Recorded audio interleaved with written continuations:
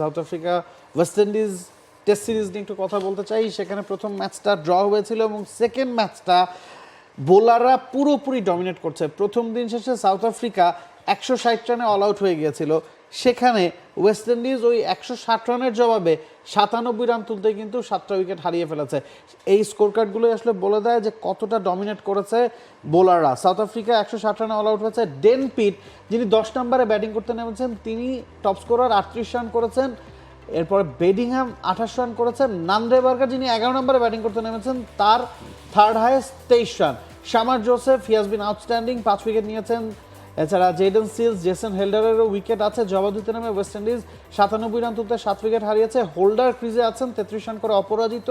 এছাড়া কারো ব্যাট থেকে তেমন রান আসেনি। উইয়েন মুল্ডার 4টা উইকেট পেয়েছেন, নান্দ্রে বার্গার 2টা উইকেট পেয়েছেন এবং কেশব মহারাজ 1টা উইকেট পেয়েছেন। বসুন্ধরা টিস্যুতে ছাড়ের ছড়াছড়ি। বসুন্ধরা টিস্যু নিয়ে এলো নিশ্চিত ছাড়। 97 রানে 7 উইকেট ওয়েস্ট ইন্ডিজের। লিডটা আসলে কে পাবে? এই 97 রান তুলতেই সাউথ আফ্রিকা 9টা উইকেট হারিয়েছিল। শেষ উইকেটে ডেইন পিট এবং নান্দ্রে বার্গারের 63 রানের জুটির কারণে এখন মনে হচ্ছে ওই 160 রানও অনেক।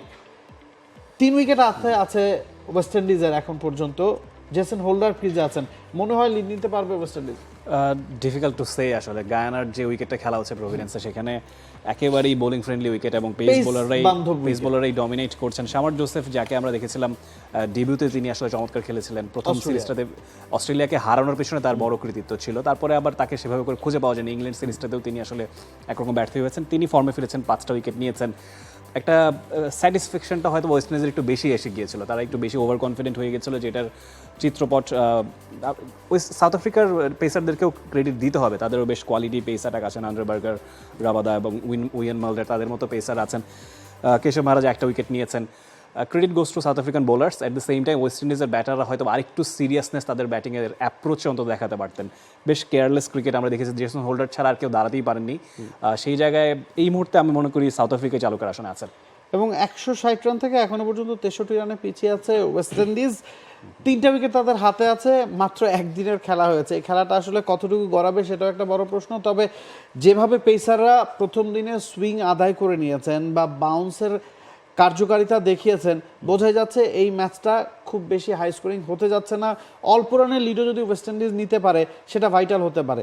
আবার সাউথ আফ্রিকা যদি একই কাজ করতে পারে, 4th ইনিংসে ব্যাটিং করাটাও কিন্তু ওয়েস্ট ইন্ডিজের জন্য ডিফিকাল্ট হতে যাচ্ছে। তো ওয়েস্ট ইন্ডিজের লিড নিতে হবে যদি এই ম্যাচটা তারা জিততে চায়। এবং রাফি আসলে যেটা বলছিল যে 160 রানে যখন তারা সাউথ আফ্রিকাকে অল আউট করে দিয়েছিল, বা 100-র নিচে সাউথ আফ্রিকার 9টা উইকেট নিয়ে নেওয়ার পরও 97 রানে 9টা উইকেট গিয়েছিল সাউথ আফ্রিকার, সেখান থেকে শেষ উইকেট আপনি যখন 63 রান কনসিড করেছেন, তখনই আসলে ম্যাচ থেকে তারা খানিকটা পিছিয়ে গেছে এবং ওভার কনফিডেন্সও আসলে তাদের ব্যাটিংয়ে দেখা গিয়েছে। সে কারণে কিন্তু আসলে উইকেট তারা অনেক বেশি বিলিয়ে দিয়েছে। এই জায়গাটাতেই মনে হয় আসলে ওয়েস্ট ইন্ডিজের মোরাল কিছুটা ডাউন হয়ে গেছে। 97-এ যখন 9 উইকেট পড়ে গিয়েছে, তারা হয়তো বা ফ্রাস্ট্রেটিং একটা টাইম কাটিয়েছে। মনে হচ্ছিল যে উইকেটটা ব্যাটিং উপযোগী হয়ে গিয়েছে, যেখানে আপনি নান্দ্রে বার্গারের মতো, ডেন পিটের মতো ব্যাটাররা ধরেছিলেন সবকিছু। সেই জায়গাটায় আসলে ওয়েস্ট ইন্ডিজের ব্যাটাররা হতাশি করেছে খানিকটা। For more updates, subscribe to our YouTube channel and click on the bell icon. Follow us on Facebook and Instagram. Download T-Sports app to enjoy exciting games and highlights. Visit tsports.com.